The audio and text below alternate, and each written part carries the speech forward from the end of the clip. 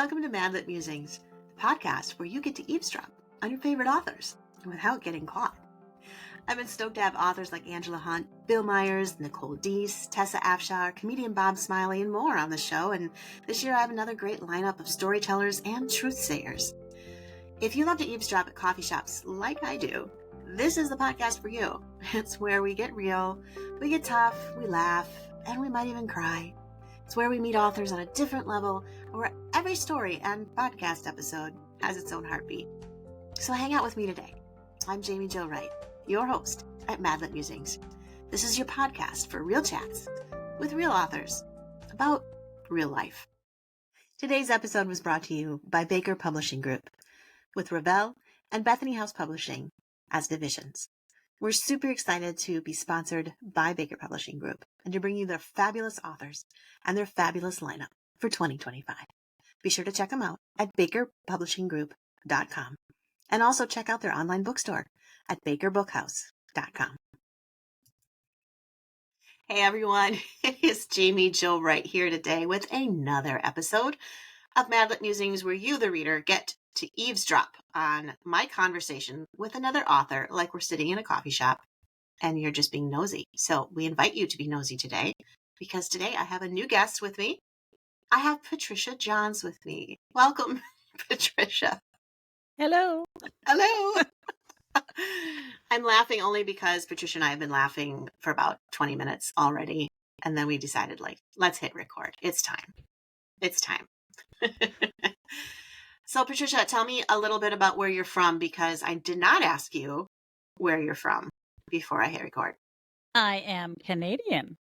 Okay. Before you say any more, Yeah. I wondered that because there was a point in our conversation before I hit record where you said, I'm sorry. And in the United States, we say sorry. It's my and accent. You did it sorry. And I'm like, she's from Canada. I am. My husband and I were talking about that a little while ago, about how, whether or not, because my husband has an African accent, Okay. and I have a Canadian accent. Sure. And we were discussing about whether or not people could tell I was from Canada by listening to me talk. And I said, I've had Americans say that I sound Canadian. And I don't know how I sound Canadian because I can't hear it. It's my own voice. No idea how I sound Canadian, but apparently I do. So. Well, I think some of it is like the tone of your voice and the way you speak your words to me don't sound Canadian, but I think it's specific things like sorry, or if you insert a, or those types, we don't really do that here. But I've had people tell me I have a Wisconsin accent. Because in Wisconsin, right? Yeah, I guess I do. I'm the same way. I don't hear it. But I've been told we have really long vowels in Wisconsin. Like we say bag. Like if you're going to go to Walmart, do you want your groceries in a bag? Yeah. And everywhere else they say bag. I think it's bag, not bag, but bag. Oh, okay. So things like that, people will notice about my vernacular.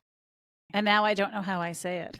I know, and that makes you wonder, right? I don't know how I say it. Here's why I know the sorry thing so well, because I grew up watching Anne of Green Gables like once every other week. Yeah. And then I watched all of the Avonlea series, all hours and hours and hours of it. And it's made in Canada. So they say sorry. Yes. So that's how I say sorry. And it drives everybody in my family nuts. They're like, where are you from? Canada? And I'm like, is that so bad? It could be worse. I thought we were friends. Yeah. I mean, is this a problem? I'm sorry. I don't like it. Oh, my goodness. Okay, so what part of Canada are you from? Alberta. Okay. So we are we have been in a deep freeze for the last, week and a half or so. And today it went from about minus 27 when we were out early this morning. And it's about, I think, 2 degrees right now. Let me check. No, I'm sorry. It's -1. Oh, I was Celsius. going to say Celsius. Well, that does nothing for me because we don't learn the metric system here. Okay, so for us, 0 is freezing. So we're just a smidge below freezing. So whatever that lands for you guys. So we're just a smidge below freezing. That would be like 31 degrees then. Because 32 is freezing. 32 Fahrenheit is so freezing. That would put us about 31. And it's like a 30 degree change in one day. It's huge. That's significant. Yeah. But if it was 32 degrees here, I'd probably put shorts on, because right now it's like negative 18. You guys have a nice cold snap going on. I'm wondering if we're sharing it. So maybe you're going to warm up soon. We've got some warmer weather, and I'm like, let some things melt. That's all I want. I know we'll get more snow. I'm fine with that, but just let stuff melt for a bit. Yeah. It's obnoxious. Yeah. Oh my gosh. All right. Well, we have a Canadian author here today. We've discussed vernacular. We've discussed weather. We've discussed the metric system. We should probably discuss your book. Right? Yeah. Well, for those readers who are just joining us, you have a book coming out with Bethany House Publishers. It's your first book with Bethany House Publishers called Green Pastures. Mm-hmm. It's Amish fiction, but this is definitely not your first book, because you have written a lot of Amish fiction, correct? Yes. All right. So tell us a little, kind of like a gloss overview of who Patricia Johns really is, besides Canadian. I have been writing for Harlequin for, I don't remember how many years now, over 10 years, maybe 12 or 13 years now. And so I've written a bunch of different types of romance for them. And a few years ago landed on Amish, and I've been really enjoying that. So I've done cowboy romances. I've done small towns and, a lot of different ones. Mm-hmm. So then I landed on Amish, and I have been really enjoying that. I also do some Amish adjacent for Harlequin's Heartwarming. Mm-hmm. So altogether for Harlequin, I recently got my 50th book plaque from them. So wow. Yeah, so I've done a lot. That's like 5 books a year if you've been writing for 10 years. Yeah. All right. Well, and then of course there's other books. Like I wrote some for Kensington. I did some Amish for Kensington. So everything shaken together, it's about 6 books a year that I've been doing. Okay. All right. So you're a Canadian book machine. This is great. I mean that. There's nothing else to do. It's complimentary. Well, that's the nice thing about the cold weather, though, is that that's true.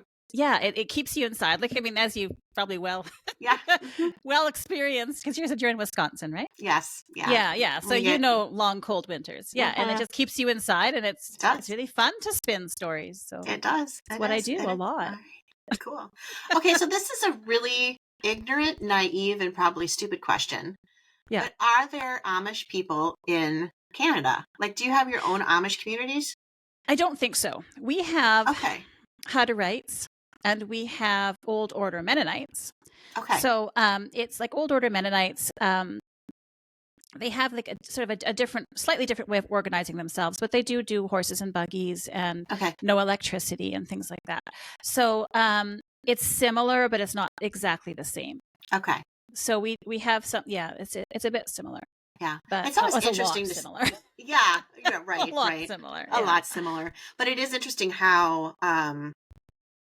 When you say Amish, like it breaks down in all these other sects. Yeah. And the same thing with the Mennonite.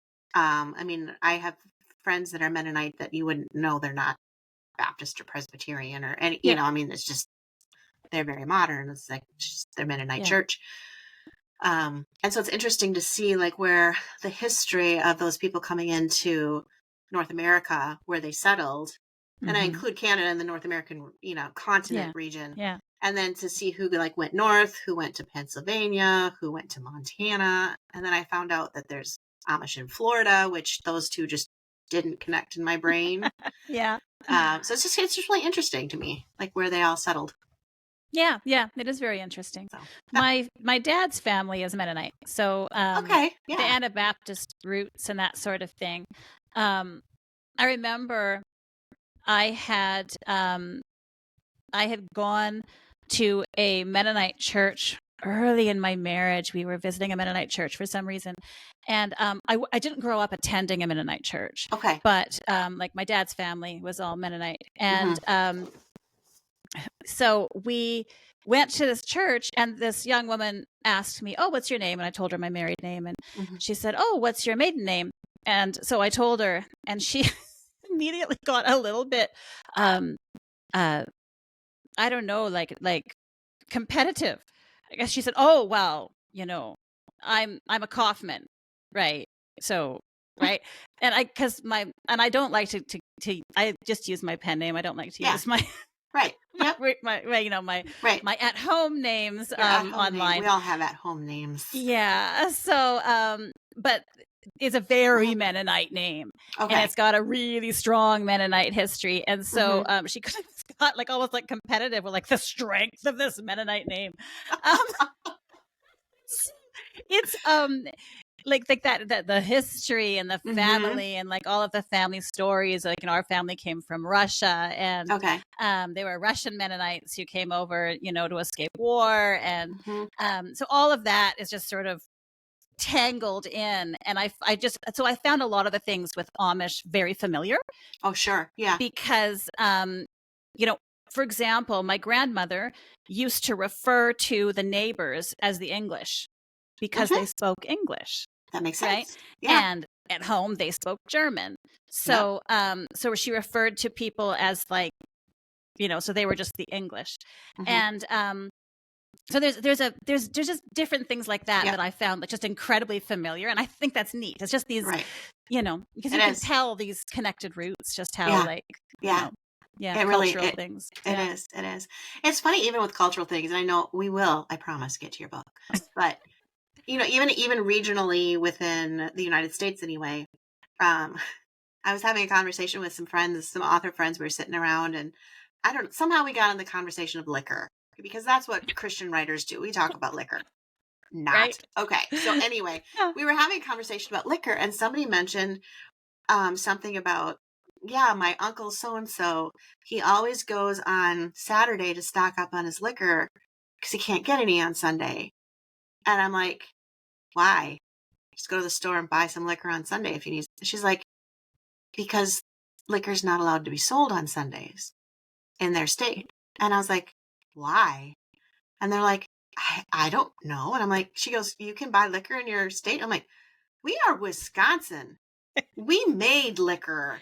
Like, the Germans came here and they created every beer factory known to man. Like, we are the highest state for reputation for alcoholism, drunk driving accidents. I did not say that out of pride, by the way. Yeah. But it was one of those things, like, I was kind of like that, and then she looks at me after I say all these statistics and she goes, and that's why my state shuts down liquor on Sundays. Can't argue that. I can't argue with that. But it was kind of funny because we were looking at the history then and the different types of nationalities that moved to the States and to the areas we were from. And mine was, ours is just all German. Everything around here is German or Swedish. Yeah. And so those influences, even all these centuries later, is still so strong. And it was the same with her state with a different set of people groups. So it's fascinating to me. It's neat. Yeah. All right. So somehow we've gone from Mennonites to alcoholism. And see, this is why people listen, because it has nothing to do with the interest of my podcast. It just has, where's Jamie going to land herself now? What trash can do we need to dig her out of? Oh my gosh. Okay, so Green Pastures is the name of your book. It comes out in March. It's book 1 of the Amish of Shepherd's Hill. Yes. Tell us about this story. I want to say it looks very Wisconsin-y on the front because you have cows. Does It does. You have the red barn, you have cows, you have the same types of trees and rolling hills. It's a really pretty cover. Oh, it's beautiful. It really is. It's gorgeous. It is supposed to be Pennsylvania. Okay, I figured. Yeah. Farms, yay. Which makes sense. Yeah, Pennsylvania. Yeah, farm and country. Oh, that's great. Okay, so there's also a clue on the front that looks like a medical bag with a stethoscope. So do tell us what your book is about. She is a veterinarian. Okay. And so this is actually, it's a romance / women's fiction. Okay. So we follow 3 sisters, focused more on 2 of them, but there's 3 sisters. One sister left, got an education, became a veterinarian, married a guy who just decimates her heart, and then she comes back home. So she is the she is the prodigal daughter. Okay. Right? She's Yep. the returned prodigal daughter. Yep. And her two sisters stayed home. And the fact that she left and kept on returning in blue jeans to visit, right, really affected her sisters' lives. Yeah. And so, so writing this book, I wanted to look at the prodigal daughter's return, but I also wanted to look at, like, how did this affect the sisters and how do they honestly feel about that right now? Yeah. Right? Yeah. So, so that's what it's about. Okay. I love it. So following the three sisters, I have the veterinarian who is divorced, and they don't have divorce with the Amish. There is no such thing as divorce for them. No, you're right. Yeah. So they don't know how to relate to divorce. So she's divorced, which makes her sort of outside of the social circles, which also means she can't remarry with how they do things. There's no divorce, but there's also like no remarriage until your spouse dies. Okay.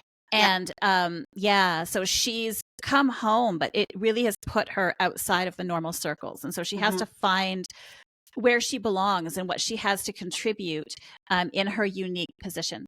And then her younger sister, Amanda, kept on getting her chances of marriage ruined every time her sister came back in blue jeans and scared off whichever guy was showing Amanda attention. And Amanda was just so frustrated.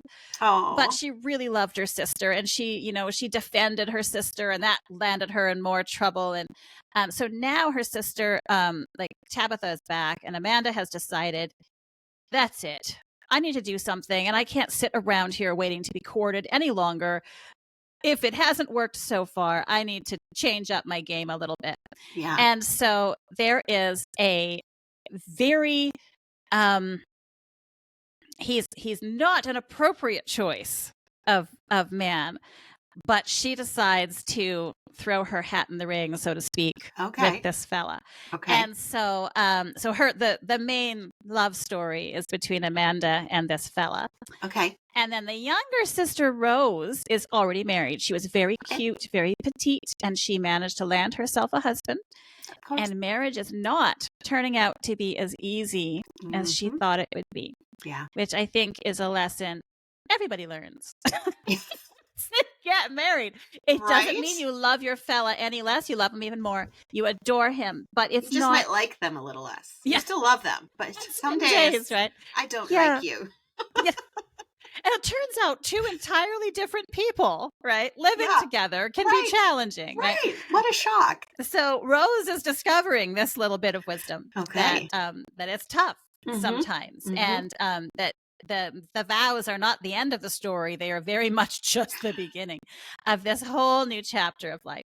So the three sisters are all dealing with all of their own stuff, and it's a fun story. I had a really good time writing it. I'm getting a lot of really good responses from people who have read it, which is so reassuring. So yes. Yeah.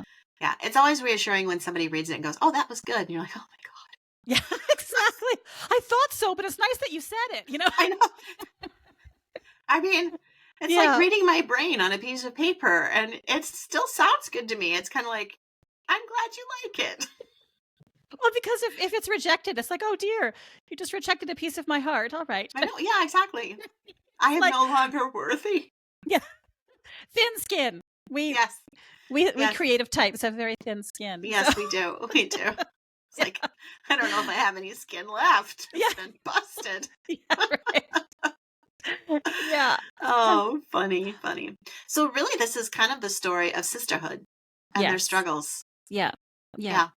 And their determination to stay Amish, even when it isn't easy. Because it's also about vows. It's about when you make a vow, it's necessary because you wouldn't have to vow anything if it was easy. Right. There would be no reason to say, I promise that I will be, faithful to you in sickness and in health and, wealth and in poverty. True. You wouldn't have to promise anything if it came naturally and easily all of the time. Right. So the vows to their church are as powerful for them as wedding vows. And so they've made vows and promises that they will be faithful to their traditions and their way of life, and they're doing their best to find their own fulfillment within those vows. And I think that for me, I can really identify with, as a Christian woman, trying to live a good life in a not good world. Yeah. Right? Yeah. Where you try to do your best and to live as moral a life as possible, but the world around you is not playing by the same rules. Right? So, No. yeah. Ugh. Yeah. Yeah, that's a fun one. It's Yeah. interesting to me, the concept that you have in your book where she leaves the Amish, except she keeps coming back, like you said, in blue jeans. And then now she's coming back. What do you think it is that would draw a person back to what, someone like me might say, well, that's more restrictive. Once you've experienced the non-restrictive, why would you go back? Well, for her, it was a spiritual decision, Okay. right? Like where she was, she followed all of her dreams in the direction she thought she should go, which was outside of the Amish faith. And once she gets divorced, it's her and God. Like she's no longer, has the marriage to rely upon, and it's her and God. And she really feels that God is telling her she needs to go home. Okay. And her prayer life is really suffering until she says, okay, I think I need to do this. And then like she feels like, yep, this is what God wanted me to do. So she really is feeling that nudge from God that for her specifically, she needs to go home. And she would rather go home to all of the uncertainties, which is not being able to remarry, and simply living a good Amish life as a single woman. Right. And in her situation, being able to be the veterinarian in their community because they need a veterinarian, and she's educated and good at it and part of the faith. And so they say, you know what? Sure. They let her go and do it.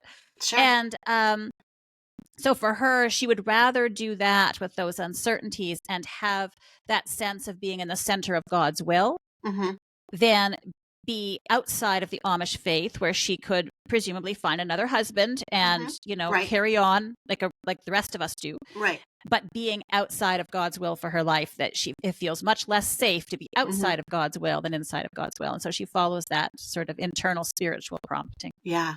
Oh, that's great.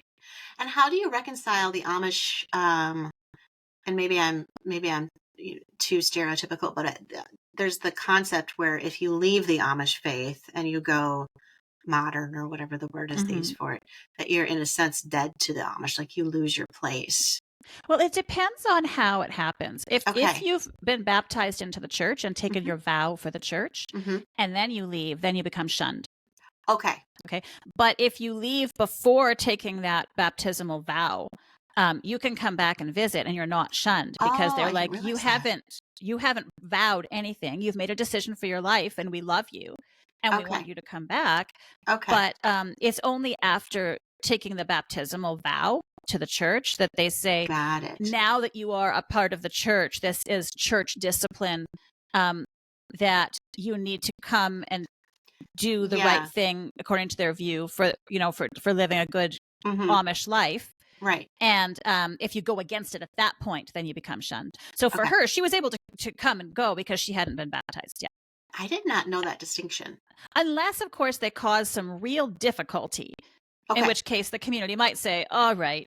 Yeah, get out. Exactly. We don't talked and we don't want you around here anymore. You are not a good influence on our children. Yeah, exactly. Leave the community. We need you to go away for a while. Yeah. So, so it kind of depends on the situation. It's kind of cool too with the romance or the relationship angle, how you've got almost like the 3 tiers. Like you've got the falling in love, the I'm married, but it's not easy. And then the I'm done with this. Yeah. So was that fun to explore those 3 different areas of relationships? I found it actually kind of heartbreaking to explore the like Tabitha's divorce. Okay. Because Tabitha didn't really have a choice. Her husband was cheating on her and he chose the other woman. Like so it was one of those situations where like she simply there was no choice. There was no choice. Right. Yeah. And give it a choice, she probably would. I mean, she did leave him because he was like, no, he wasn't going to choose her. And he was, cheating on her. And so she said, you know what, fine. And so she divorced him, knowing that, But she wasn't going to just continue taking it, but she also knew that it was going to affect the rest of her life. So that was heartbreaking for me. Yeah. Because like as a writer, you're very much in this character's skin. Yeah. Right. And so for me, it was really heartbreaking to be, sort of going through this heartbreak with her, with the man that you thought you were going to be with for the rest of your life has just crushed you in this unbelievable way. And now where do you belong? Especially when like you always thought you belonged with him. Right. Right. Right. So that one I actually found a little more heartbreaking to write. Yeah. I'm going to say it helps when you know how everything ends. But right, yeah. We don't need the spoilers, though. Yeah, but no spoilers. But as the author, you know where things are going. So you actually have control over what happens, right? Right. So it's not like I'm actually at the mercy of my own story. I write it. Yeah. Which makes it silly that I do. I was so heartbroken with her. Just this, oh, that cad, You're right. Awful man. That's right. You're such a what's the word that they used to use? I don't know. It's leaving my mind now. That's my brain today. But that cad. We'll go with that word. Cad. A rake. Rake. That's what I was thinking. You're such a rake.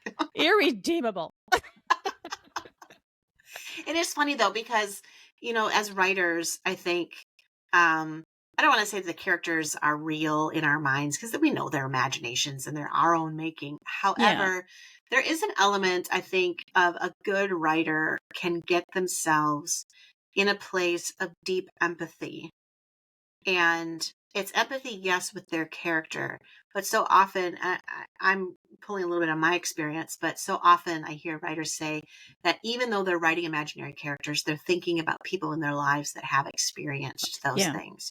And so that empathy becomes very real, because now you're trying to explore something from their point of view, which maybe before you hadn't put yourselves in their shoes. Yeah. And I think it does, like, I know people who have gone through this, and it's just so heart-wrenching and and I have sort of put myself in their shoes with like, because it's your friend and you care so deeply and you're so enraged with this jerk who did this. And it's, I guess, being able to explore it in fiction, you sort of, and I think, a lot of women have gone through it, unfortunately. And it's just, but I wanted to be able to give her, in this book, a sense of belonging that doesn't attach itself to a man or a marriage. I wanted her to be able to find, this is who I am, and these are who my people are, and this is where I belong, and it's not because a man chose me. Right. So I wanted to be able to explore, and for me, that was empowering to be able to say, you know what, there are ways forward that are outside of maybe those expected places to land. Right. So, and valuable, wonderful ways forward, right? That don't have to be pitied. Yeah. Right? They're very valid positions in life to be in. Exactly. Yeah. And God can give you just as much meaning and purpose in various situations. Exactly. And that's the beauty of what God can do with life. I mean, he can take anything and make it something pretty amazing. So that redemption of, our painful situations and stuff. Right. Cool. Yeah. All right. So now this one has a big book 1 on it. So we get more this series coming. What's book ahead? 2 comes out in November. Okay. And it's called Still Waters. So Green Pastures and then Still Waters. And the third book, I don't remember when it comes out. I should have prepared that one. I don't know when it comes, but it comes out, a few months after. It is, that one is called Through the Valley. So I focus on the 23rd Psalm for all 3 books. And obviously. You may have noticed. There's a little theme there that was something sounds familiar. Wow, you're really ingenious, Pip. I know. I almost didn't catch that, right? Exactly. So Still Waters comes out then. Yeah. Okay. Awesome. That's awesome. It was interesting when I saw the series, The Amish of Shepherd's Hill. I was like, aside from the Psalm 23 thing, I was thinking this is reminding me of something. And it reminded me of, what's the title? The Shepherd of the Hill by Harold Scott Bell. I don't think I've read that. Okay. It's an old book. It's a really old book. It was written in, the late 1800s or the early 1900s. And Harold Scott Bell was actually from like the Appalachian area of the U.S. And he wrote a whole bunch of books. And The Shepherd of the Hills was basically about a man who went and ministered to different communities within the hills. And it was just a very quiet, calming read, and it was really cool. So anyway, I saw that and I'm like, Shepherd's Hill, what is that? Oh, Harold Scott Bell. That's right. I didn't Or Harold Bell Wright. No, not Harold Scott Bell. Harold Bell Wright. Harold Bell Wright is the name. I don't know where Scott Bell came from. I'm going to get so many emails after this podcast going, Jamie, don't ever quote my book and my name because you're going to mess it up. Yeah, I think, Jamie, you got it wrong. You're like, I know. Leave me alone. Did you hear the disclaimer at the end of the podcast that I left on there? Oh, funny. All right, so we have 2 books coming from you this year. So that's exciting. That's exciting. It's always great when you don't have to wait like a year in between. Yeah, there's 2 for Bethany House coming out this year. And then of course there's probably others. There's others. Yeah. Yes. And if people wanted to look at those others, they could go to my website and they would see them. Yeah. Oh, you're segueing into my next question. If readers want to get to know you more, where do they go? Yeah. To my website. PatriciaJohns.com. So I have all of my books there and upcoming books and all of that. All so right. lots of Amish stories. That's awesome. I will also say this. If readers want to follow your Facebook page, there's an extra incentive to follow your Facebook page because you have these 2 little friends that tend to show up there. And apparently they run a bed and breakfast. They do. Tell me about George and Amelia Frog. They are knitted frogs who live in an Amish-themed bed and breakfast dollhouse rooms. And they host guests and they have adventures and they learn about the Amish community in which they reside. And they have a little baby named Bridget. And there's lots of froggy adventures. My readers love these and I love them. I get to play with my miniatures. It's a hobby and I love dollhouse miniatures. And so I started, I bought these little knitted frogs that were the perfect size to live in a dollhouse. Right. And so it ended up, it's just being fun. And my readers love it because they get to follow this relationship and people are invested. They are invested in George and Amelia. Every once in a while, I got a teenage son, and he'll come up with some absolutely off-the-wall idea for it to happen with the frogs. And it normally involves George doing something rude. And I'm like, excuse me, what do you think my readers would say if George did that? He's like, they would unfollow you.